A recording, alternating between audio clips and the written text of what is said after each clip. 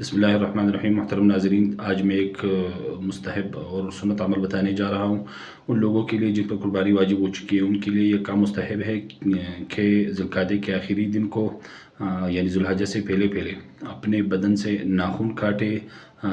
بال اگر کاٹنے ہو، اسی طرح زیرناف کی صفائی کرنی ہو تو پہلے ہی ذی الحجہ سے کر لے، اور پھر بعد ذی الحجہ کے 10 دنوں میں